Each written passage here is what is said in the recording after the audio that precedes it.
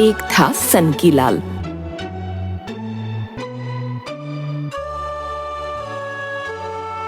बड़ा बंगला और व्यापार उसे विरासत में मिले थे। धन संपत्ति की उसके पास कोई कमी नहीं थी, लेकिन उसकी सनक और अजीबोगरीब हरकतों के कारण कोई भी उसके साथ ज्यादा समय तक नहीं रह पाता। उसके घर में भी केवल वे ही नौकर टिक पाते थे जिन्हें उसकी आदत पता थी, बाकी आते जाते रहते थे। एक दिन वह एक व्यापारी को अपने घर खाने पर बुलाता है। उस व्यापारी को उसके सनकी मिजाज का पता नहीं था। सनकीलाल ने नौकरों को स्वादिष्ट खाना बनाने के लिए कहा। व्यापारी के आने पर, आओ आओ, मेरे घर में तुम्हारा स्वागत है। आपका बंगला बहुत बड़ा और सुंदर है। दोनों सोफे पर बैठकर कई बातें करते हैं। मालिक, खाना तैयार है। चलो पहले खाना खा लेते हैं, उसके बाद मैं तुम्हें अपना पूरा बंगला दिखाऊंगा। खाने की मेज स्वादिष्ट व्यंजनों से भरी थी। नौकर खाना परोसता है।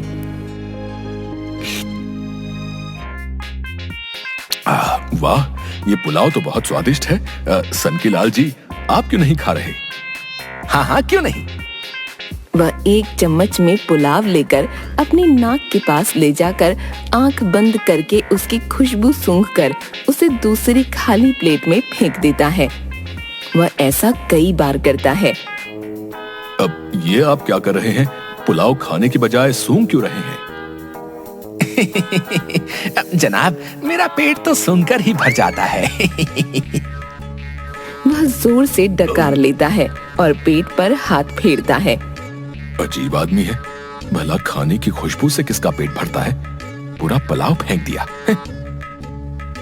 पेट पूरा भर गया है, चलो थोड़ा घूम आते हैं।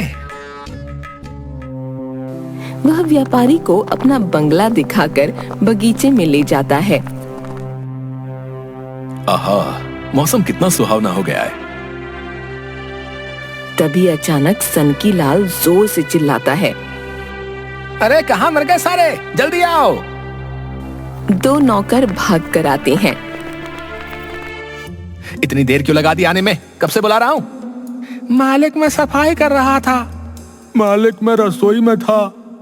वो देखो उस तितली को, कब से फूलों का रस चूस रही है? जाओ उसे अभी पकड़ कर लाओ। दोनों नौकर एक दूसरे को देखते हैं। अब देख क्या रहे हो, पकड़ो उसे। अगर 5 मिनट में तुम ये तितली नहीं पकड़ पाए तो तुम्हें पूरी रात यहाँ मच्छरों का मेहमान बनकर रहना पड़ेगा, समझ लो।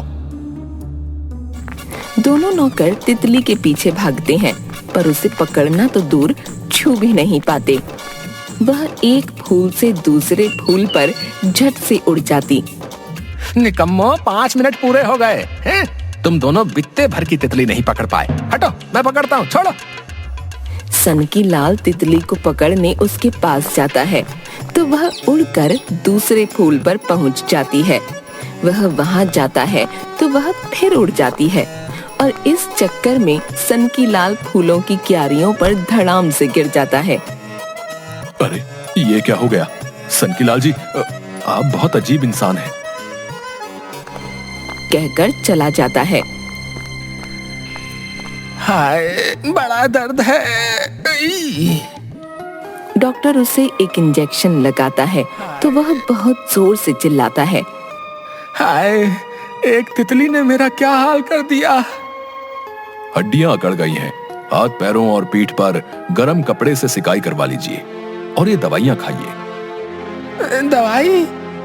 एक नौकर सनकीलाल की पीठ की सिकाई करता है। अरे धीरे कर, चलाएगा क्या? वह धीरे करने लगता है। इतना धीरे नहीं, थोड़ा तेज। बेचारा नौकर कभी धीरे कभी तेज करने लगा। क्या कर रहे हो? तुमने मेरा दर्द और बढ़ा दिया। आई, जाओ यहाँ से, किसी और को तो भेजो। दूसरा नौकर सिकाई करने लगता है। हाय, पूरा हाथ जला दिया। इस चक्कर में उसके कई नौकर काम छोड़कर चले गए। ठीक होने पर वह नए नौकरों को रखने के लिए कई आदमियों का इंटरव्यू लेता है। ये तुम्हारे हाथ को क्या हुआ है? जल गया था उसी का निशान है। इसका मतलब तुम रसोई का काम नहीं कर सकते, तुम जा सकते हो।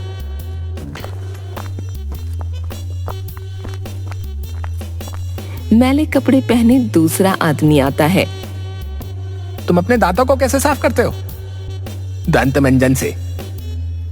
तुमने अपने कपड़े कब से नहीं धोए?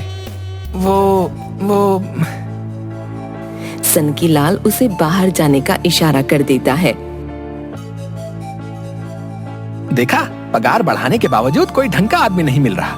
बाकियों को जाकर कहो कि कल आए, अब मैं थक चुका हूं। इस तरह तो मालिक किसी को नहीं रख पाएंगे, मैं अकेले कब तक इन्हें झेलूंगा। बाहर जाकर वह सबको कल आने के लिए कहता है। तभी एक पतला दुबला आदमी उसके पास आता है। भाई, मुझे काम की सख्त जरूरत है, बाल बच्चों वाला आदमी हूँ, तुम कुछ मदद कर दो। जब मालिक तुमसे कुछ पूछे कोई जवाब मत देना, चाहे दिन को रात कहे या सूरज को चांद, चुपचाप हाँ में हाँ मिलाते रहना। जवाब देने वालों को वो काम पर नहीं रखते।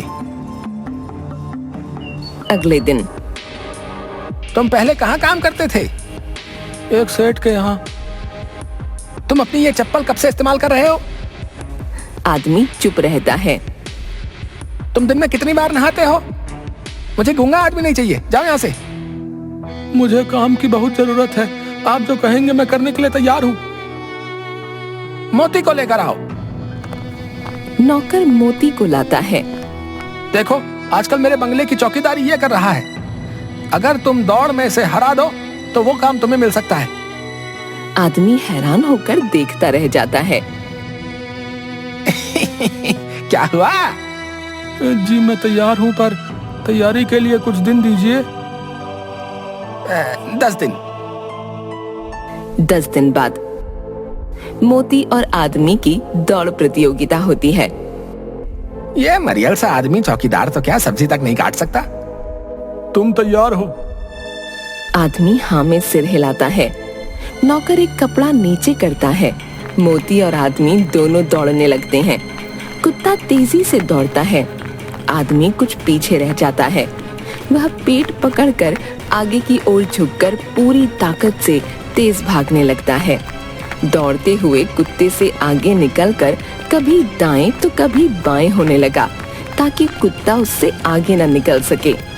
कुत्ते को गुस्सा आ जाता है और वह आदमी के बिल्कुल पास पहुंचकर उसे सूंघने लगता है और फिर जोर से भौंकते हुए उसकी तरफ उछलने लगा।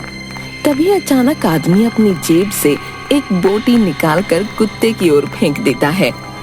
बोटी देखकर कुत्ते के मुंह से लार टपकने लगी और यहाँ वहाँ देखकर पूंछ हिलाते हुए उसे खाने के लिए वहीं बैठ जाता है और आदमी तेज दौड़कर प्रतियोगिता जीत जाता है। ये मोती किसी काम का नहीं। एक मरियल से आदमी को नहीं हरा पाया तो चौकीदारी क्या खाक करेगा? इसे किसी जंगल में छोड़ आओ। कुत्ता सनकी लाल के पास जाकर जोर से भौंकने लगता है। मालिक, मैंने दौड़ में मोती को हरा दिया। तुम धोखे से जीते हो। तुमने मोती को हराया नहीं, बल्कि बोटी फेंककर उस बेचारे को लालच में फंसा दिया। तो मोती की भी गलती है, वो बोटी देखकर सब भूल गया। आप सोचिए, अगर कभी कोई चोर इसे कोई बोटी या कुछ खाने को दे दे तो ये क्या चौकीदारी करेगा? चलो चलो तुम जाओ यहाँ से, बड़े चालाक हो। मालिक को क्या बुद्धू समझा है? मैं क्यों बुद्धू समझूंगा? बुद्धू को बुद्धू नहीं तो और क्या समझोगे? तुम निकलो यहाँ से। आदमी समझ गया कि वह उसे नौकरी नहीं देने वाला। धोखा तो आपने भी किया है। मैंने कौन सा धोखा किया है? आप इंसान और जानवर को एक समान कैसे समझ सकते हैं? दोनों अलग अलग तरह के प्राणी हैं। क्या मोती वो कर पाया जो मैंने किया? तुम्हें काम चाहिए ना, तो मेरे एक सवाल का जवाब ठीक ठीक दो। ये आसमान कितना बड़ा है?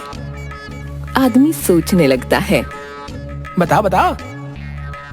आसमान उत्तर से दक्षिण, पूरब से पश्चिम जितना बड़ा है।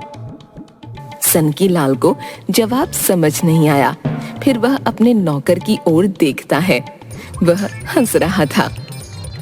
लगता है इसे जवाब समझ आ गया।